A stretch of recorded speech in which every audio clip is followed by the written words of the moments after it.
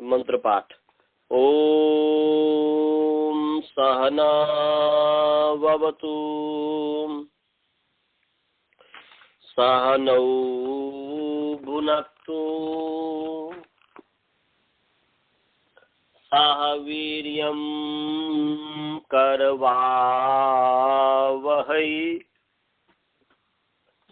तेजस्विनावधीतमस्तु मा विद्विषावहै।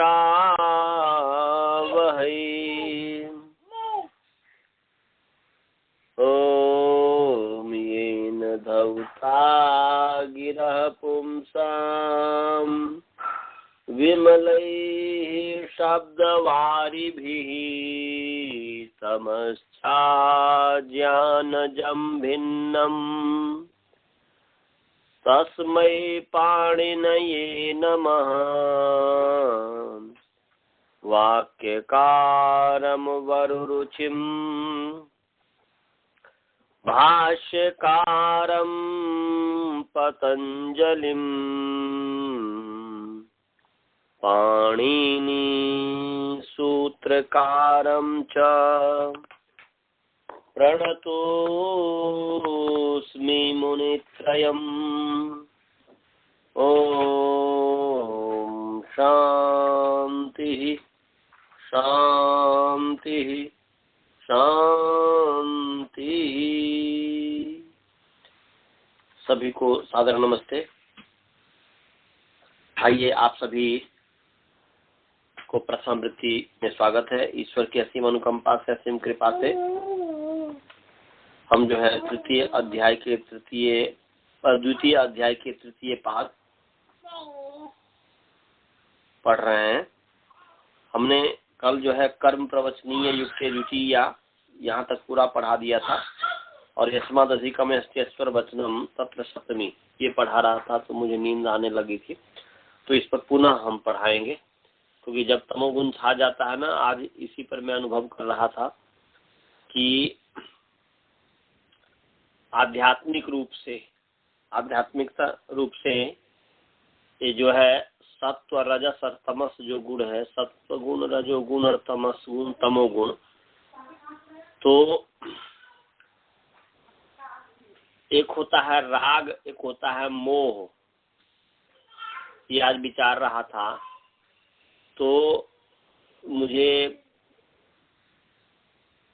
उसको, मैं मोह को और राग को अच्छे से समझ गया ध्यान करते हुए और विचार करते हुए कि राग और मोह में अंतर क्या है। वैसे मोह का जो वास्तविक अर्थ है कि मोह वैचित्य, जिसमें चित्त जो है विचित्त हो जाए, उसका नाम मोह होता है। और राग का मतलब होता है आसक्ति, सुख भोग, सुखानुशयी राग, सुख भोगने के बाद जो मन में एक भावना बनती है।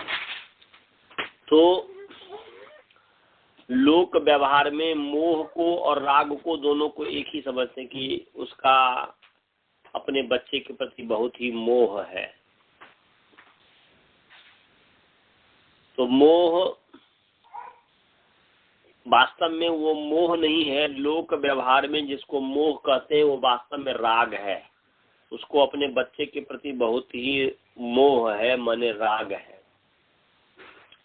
वह राग रूपी अविद्या है। परंतु मोह रूपी जो अविद्या, मोह जो है, जो इग्नोरेंस है, तो इसको इस रूप में समझिए, क्योंकि मोह जब होता है अर्थात जब तमोगुण की वृद्धि होती है तभी व्यक्ति को मोह होता है। फिर मैं बोल रहा हूँ, रिपीट कर रहा हूँ, इसको ध्यान से समझेंगे। जब शरीर में तमोगुण की वृद्धि होती है तो व्यक्ति की अज्ञानता के प्रति रुचि हो जाती है। अज्ञान,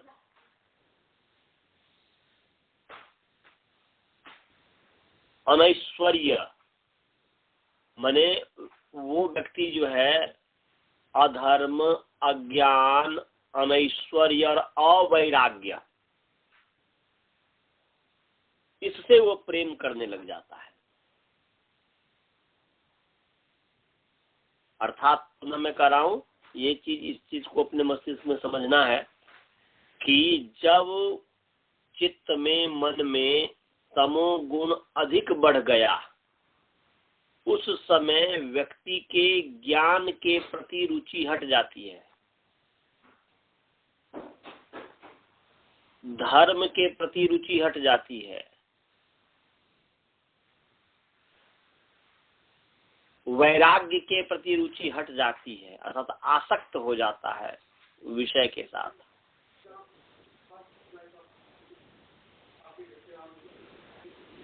और अनैश्वर्य के माने ऐश्वर्य के प्रति रुचि हट जाती है। तो उसमें से इसको ये समझिए कि जब व्यक्ति को नींद आती है, कितना भी व्यक्ति पढ़ा लिखा व्यक्ति क्यों न हो, जब व्यक्ति को नींद आती है तो जिस समय नींद आती है, समझा हुआ चीज भी वह व्यक्ति समझा नहीं पाता ठीक से, या समझा हुआ चीज भी व्यक्ति ठीक से समझ नहीं पाता है। क्यों? नींद आती ही तब है जब मन में तमोगुण अधिक बढ़ जाता है, तमोगुण अधिक बढ़ जाता है। तमोगुण भी शरीर के लिए जरूरी है, नहीं तो नींद नहीं आएगी तो फिर अव्यवस्थित हो जाएगा शरीर, में अव्यवस्था हो जाएगी। तो ये इसको इस रूप में समझना है कि जैसे जिस समय हमें नींद आई तो नींद आते समय हमारे ज्ञान के प्रति रुचि हटी, ज्ञान के प्रति अब नहीं, अब पढ़ाना नहीं है, अब पढ़ना नहीं है, चलो अब थोड़ा देर सो जाते हैं, थोड़ा देर चलो नैप ले लेते हैं, इस तरीके अर्थात उस समय ज्ञान के प्रति रुचि समाप्त हुई। ऐसे ही जीवन में तो वो ज्ञान के प्रति जो रुचि समाप्त होना अर्थात इग्नोरेंस का बढ़ जाना,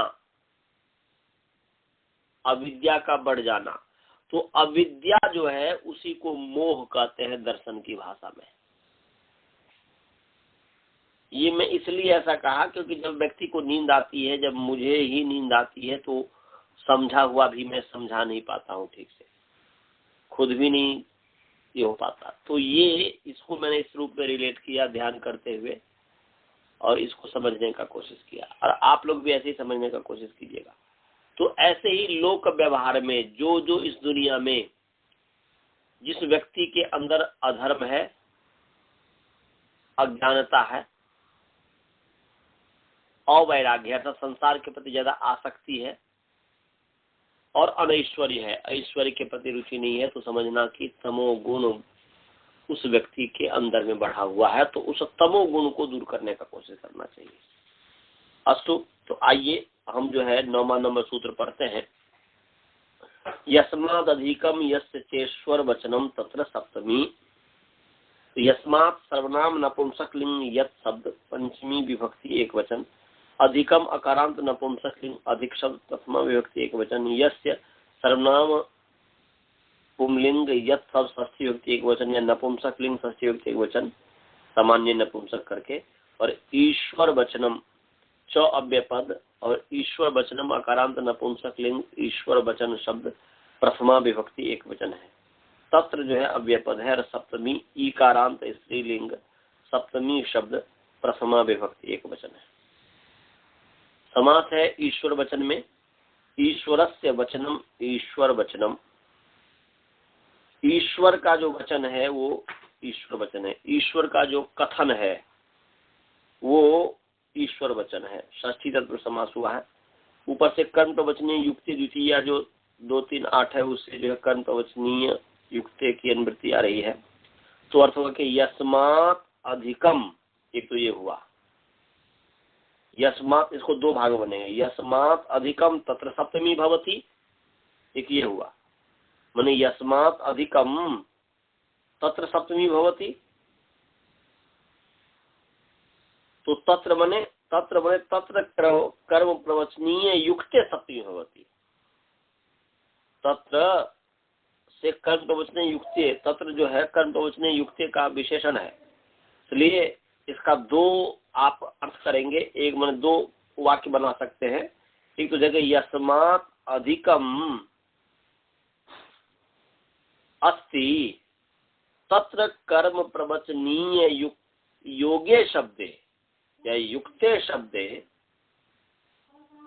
सप्तमी विभक्ति भवति। एक तो ये हुआ। दूसरा है यस्य च ईश्वर वचनम तत्र कर्म प्रवचनीय युक्ते या कर्म प्रवचनीय योगे शब्दे सप्तमी विभक्ति भवति। ये हुआ। कहने का अभिप्राय ये हुआ कि यस्मात् एक जो है यस्मात् अधिकम, जिससे अधिक है, जिससे अधिक है, तत्र माने उसमें। तो जिससे क्या है, एक सिद्धांत है यत् तदुर नित्य संबंध। यत के द्वारा जिसको बताया जाएगा तत् के द्वारा उसी का निर्देश किया जाएगा। ये नियम है, ये सिद्धांत है।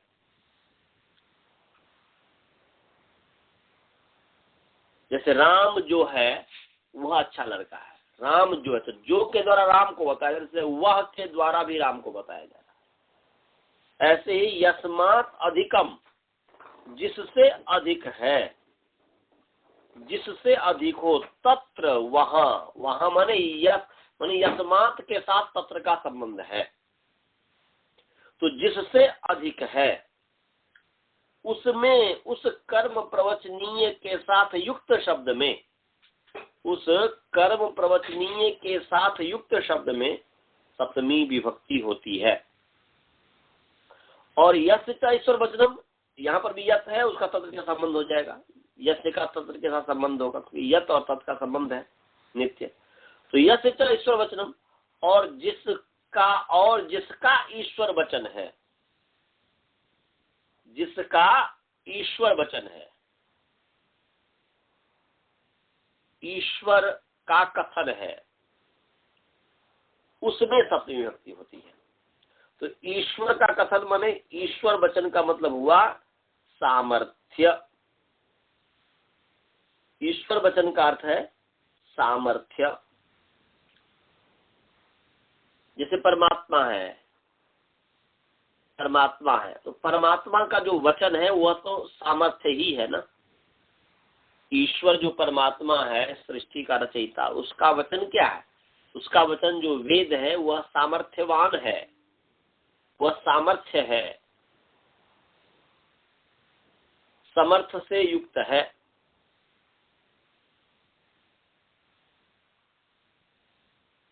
ऐसे ही ईश्वर कहते हैं राजा को भी। ईश्वर का अर्थ जो है राजा भी है, ईश्वर का अर्थ जो धनवान जो व्यक्ति है वो भी है, ईश्वर का अर्थ जो विद्वान व्यक्ति है वो भी है। तो ईश्वर राजा जो है, राजा का जो वचन है वह सामर्थ्य है। वो जो कुछ बोलेगा वह अप्लाई होगा। अभी नरेंद्र मोदी जी जो हैं प्रधानमंत्री,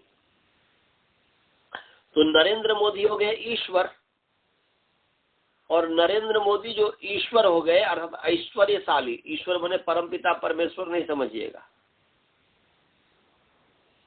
तो ईश्वर नरेंद्र मोदी हो गया, उनका जो वचन है, उनका जो कथन है वह सामर्थ्य है।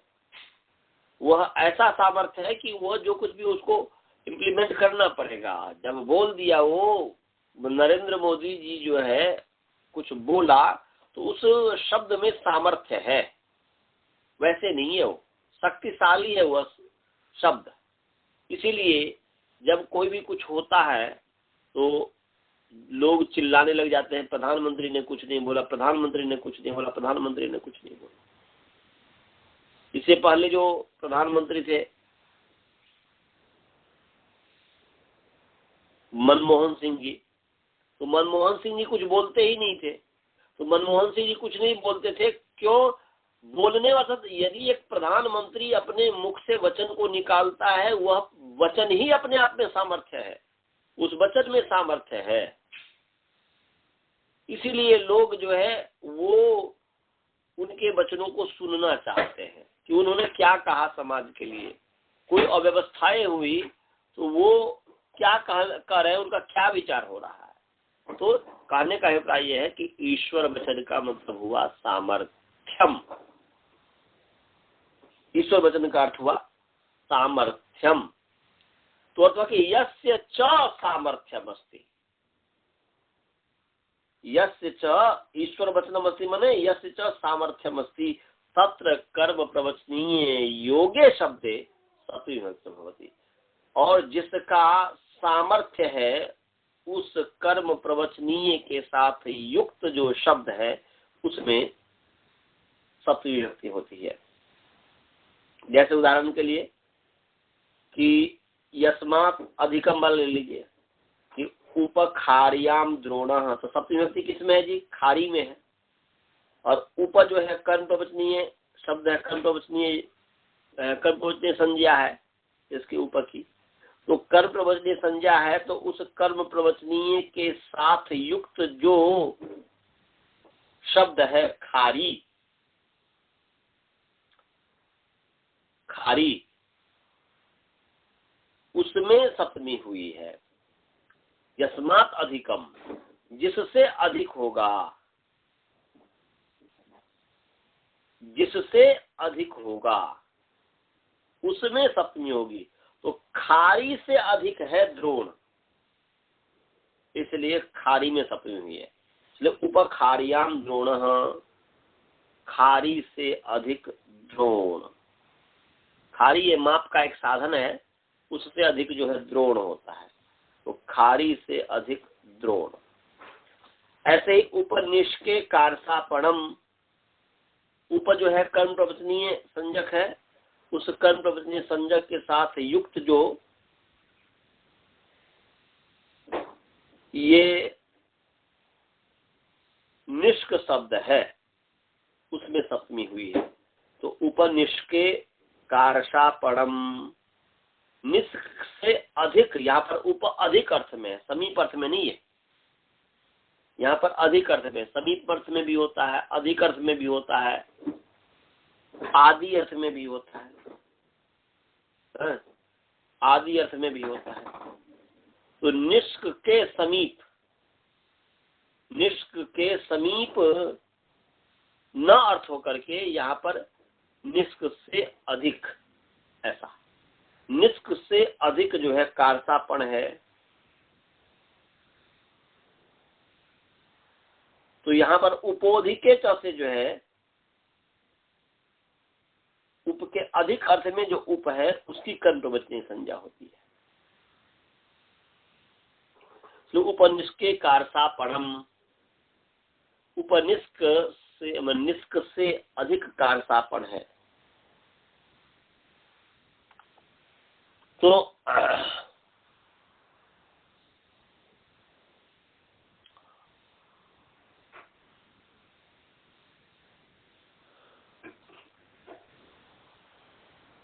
अब ये भी एक माप का साधन है निष्क, तो देखना पड़ेगा कि कितना ये होता है, खारी कितने को कहते हैं और निष्क कितने का है वो परिमाप। तो मैं कल इसको देख करके बताऊंगा,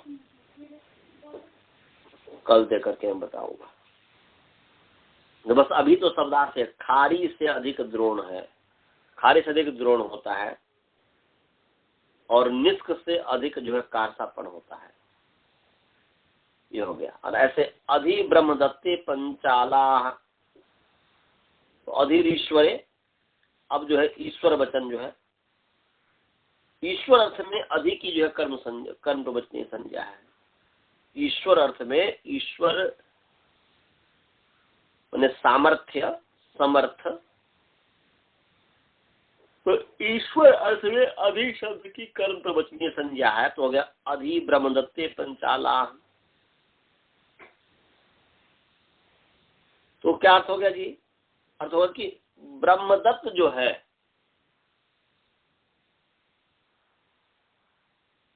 माने ब्रह्मदत्त जो है उस ब्रह्म अधि ब्रह्मदत्ते माने ब्रह्मदत्त के अधीन पंचाल है। पंचाल माने पंजाब, पंजाब जो है, तो ब्रह्मदत्त के अधीन जो है पंजाब है। तो अधि ब्रह्मदत्ते पंचाला, तो यहाँ पर जो है ईश्वर वचन हुआ। क्या हुआ कि ब्रह्मदत्त के अधीन जो है पांचाल है, पंचाल है। तो ब्रह्मदत्त के अधीन का मतलब हुआ कि यहाँ पर ब्रह्मदत्त हो गया स्वामी, जिसके अधीन होगा तो ब्रह्मदत्त हो गया स्वामी, और पांचाल जो हो गया उस ब्रह्मदत्त का स्व अपना धन। तो यहाँ पर पंचाल के साथ ब्रह्मदत्त का स्व स्वामी भाव संबंध है। पंचाल के साथ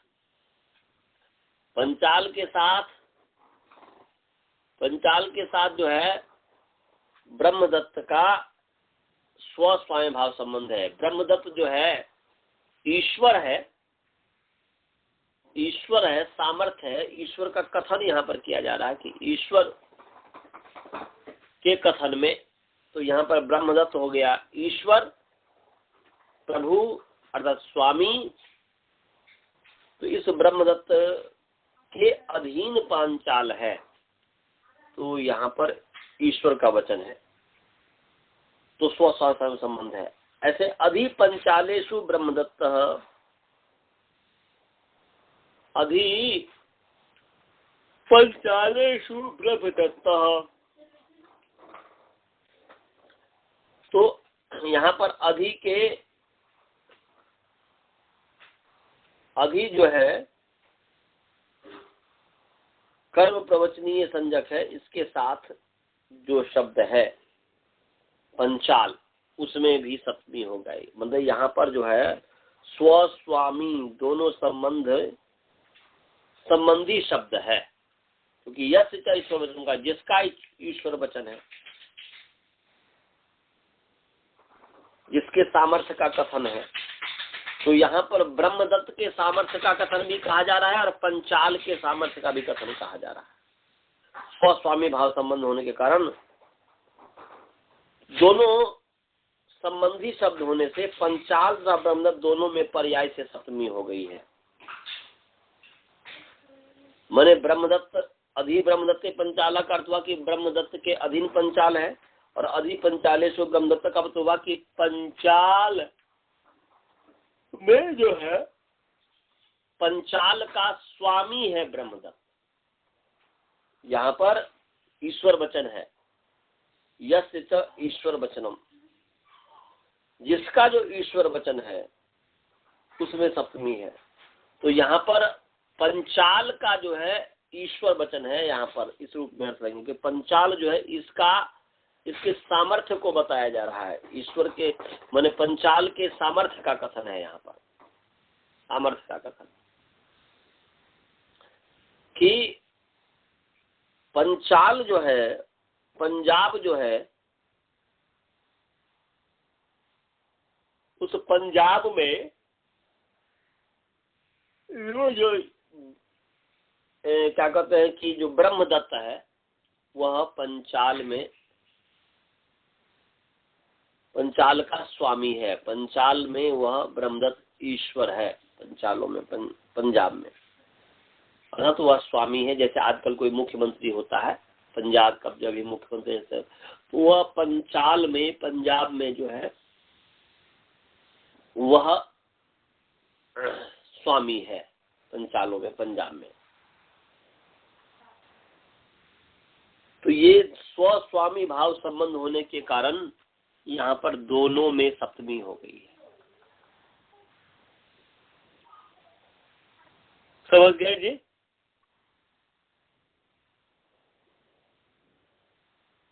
आगे है पंचम्य पांग परिभी। बालबोध जी समझ में आया?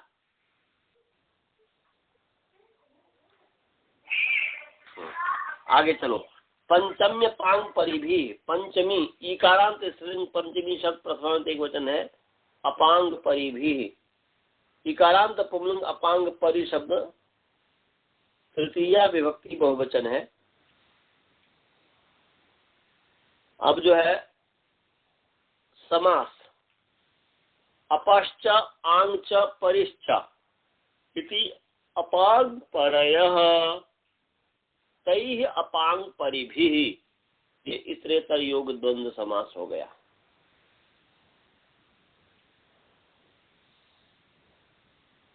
ऊपर से कर्म प्रवचनीय की अनुवृत्ति आ रही है, तो अर्थ क्या हो गया जी? अर्थ हो गया कि अपांग परिभिः कर्म प्रवचनीय ही युक्ते मने अपांग परिभी कर्म प्रवचनीय ही युक्ते शब्दे पंचमी विभक्ति भवती, ये द्वितीय का अपवाद है।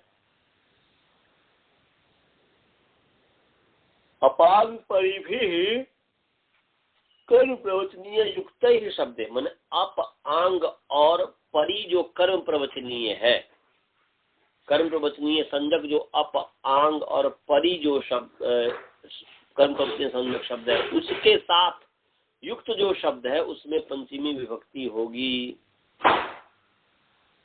जैसे अप है, अप कर्म प्रवचनीय के साथ युक्त जो शब्द है त्रिगर्त, उसमें पंचमी विभक्ति हो गई है। तो अपत्रिगर्तेभ्यो वृष्टो देवः, ऐसे आंग का जो है तो आंग का है आ पाटलिपुत्रात् वृष्टो देवः, परि का है परित्रिगर्तेभ्यो वृष्टो देवः। तो जैसे अप है अपत्रिगर्तेभ्यो वृष्टो देवः, तो यहाँ पर अप जो है त्रिगर्त जो देश है, त्रिगर्त देश आजकल जालंधर को शायद कहते हैं, तो अप त्रिगर्तेभ्यो वृष्टो देव, त्रिगर्त जो है जालंधर जो है आजकल त्रिगर्त जालंधर को कहते हैं जालंधर को, तो त्रिगर्त देश को छोड़ करके वृष्ट देव, देव वृष्ट, देव जो है वर्षे, देव जो है वर्षे, त्रिगर्त देश जालंधर को छोड़ करके ये जो है वृष्ट देव, देव माने बादल, वृष्ट वर्षा। ऐसे आंग जो है तो आ पाटलिपुत्रात् वृष्टो देव, तो पाटलिपुत्र आ पाटलिपुत्रात् आंग जो है, तो पाटलिपुत्र जो पटना है वहां तक बारिश हुई। आ पाटलिपुत्रात् वृष्टो देव माने वर्षा जो है, देव जो है वर्षा, वह वर्षा जो है वर्षी पाटलिपुत्र तक, पाटलिपुत्र तक बादल वर्षा वृष्टि हुई, ये अर्थ हुआ।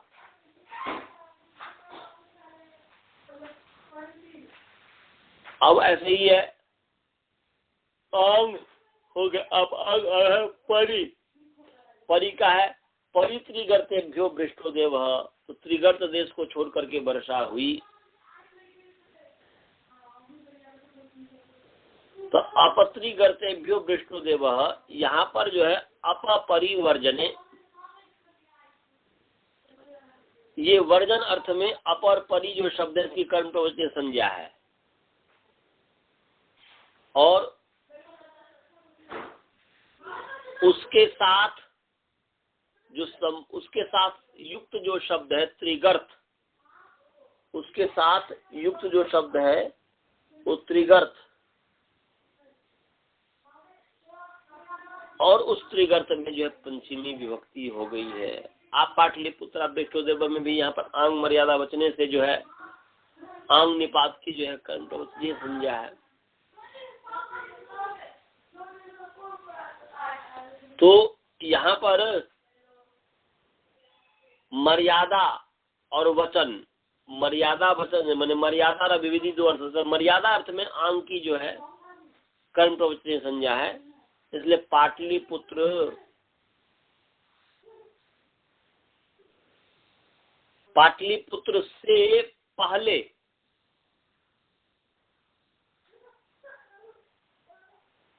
वर्षा हुई, ऐसा अर्थ हो गया। क्योंकि आंग मर्यादा वचने, मर्यादा के कहने में आंग की कर्म प्रवचनीय संज्ञा है, और मर्यादा क्या है? मर्यादा का अर्थ होता है तेन बिना मर्यादा भवती, तेन निर्दिष्ट देशेन सहितम अभिविधि होती। जिस तेन निर्दिष्ट देशेन बिना, निर्दिष्ट जो देश है उसको छोड़ करके मर्यादा होती है, और निर्दिष्ट देश जो है उसको लेकर के अभिविधि होती है। तो अंग मर्यादा वचने, मर्यादा के कहने में अंग की जो है अंग निपात की प्रवचनीय संज्ञा है, और प्रवचनीय संज्ञा होने से उसके योग में उस अंग के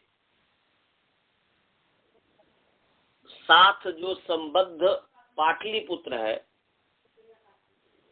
उसमें पंचमी व्यक्ति हो गई है।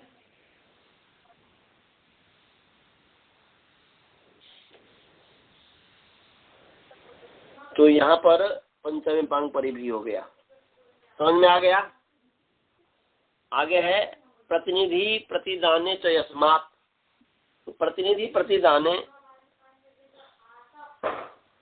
अकारांत नपुंसक लिंग प्रतिनिधि प्रतिदान शब्द प्रथमा विभक्ति द्विवचन है, च अव्यपद है, यस्मात् सर्वनाम नपुंसक लिंग, यत् शब्द पंचमी विभक्ति एक वचन है। समास है प्रतिनिधि प्रतिदाने, प्रतिनिधिश्च प्रतिदानम च, प्रतिनिधिश्च प्रतिदानम च ते प्रतिनिधि प्रतिदाने इतरेतर योग द्वंद्व समास हो गया। इतरेतर योग द्वंद्व समास हो गया।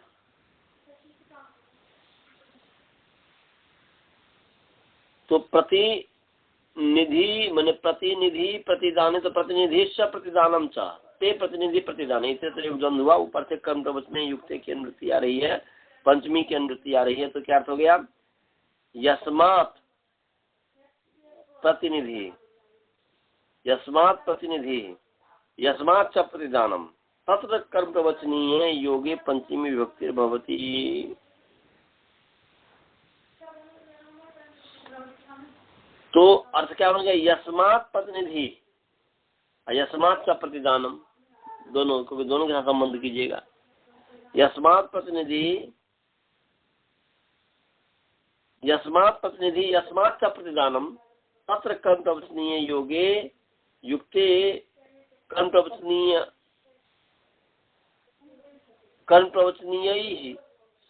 सह या कर्म प्रवचनीय सह योगे पंचमी विभक्ति भवति। अर्थात जिससे प्रतिनिधित्व हो, यस्मात् प्रतिनिधि जिससे प्रतिनिधित्व हो, तथा यस्मात् च प्रतिदानम, और जिससे जो है, तो यहाँ पर जिससे प्रतिनिधि, जिससे प्रतिनिधित्व हो और तथा जिससे प्रतिदान हो, प्रतिपादन। तो यहाँ पर जो है ये समझना है कि जिससे प्रतिनिधित्व हो तथा जिससे प्रतिपादन हो, उससे पंचमी विभक्ति होती है, उससे पंचमी विभक्ति होती है। तो यहाँ पर जो उदाहरण जो है प्रतिनिधि में, अभिमन्यु अर्जुनतः प्रति, अभिमन्यु अर्जुनतः प्रति, प्रद्युम्नो वासुदेवतः प्रति।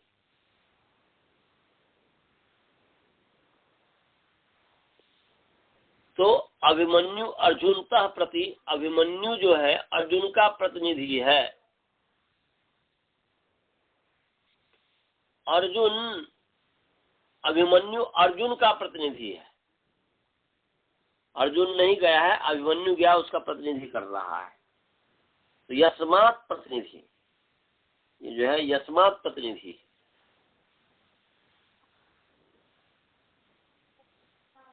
तो अभिमन्यु अर्जुन से या अर्जुन का प्रतिनिधि है,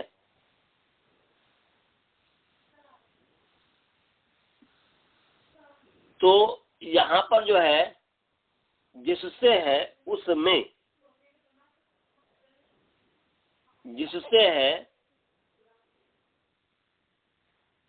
जिससे प्रतिनिधि है, और जिसका या जिससे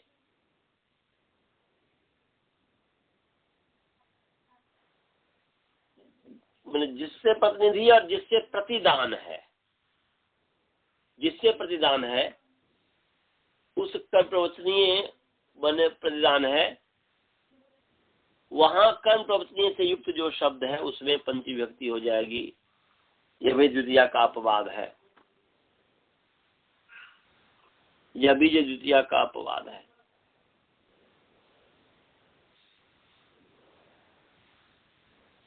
और ऐसे प्रतिदान का जो है देवदत्त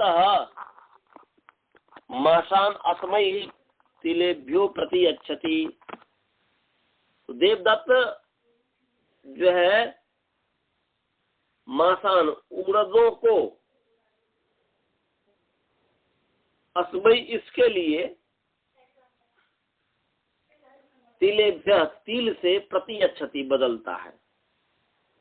तो ये प्रतिदान हो गया, दान हुआ देना, प्रतिदान हुआ दान के प्रति फिर जो दान है वो प्रतिदान है।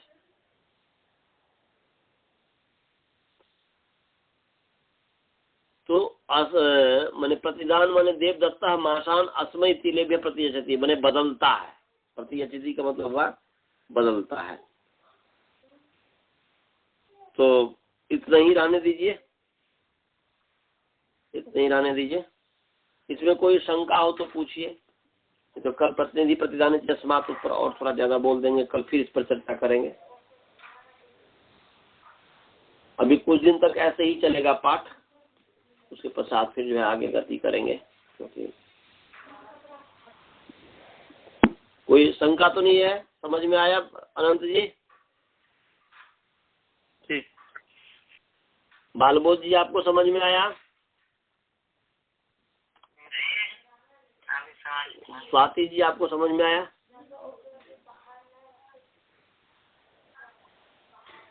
चलिए जी, तो मंत्र पाठ करते हैं। ओम पूर्णमदः पूर्णमिदं पूर्णात् पूर्णमुदच्यते पूर्णस्य पूर्णमादाय पूर्णमेवावशिष्यते। ओम शांति शांति शांति। नमस्ते जी, नमस्ते।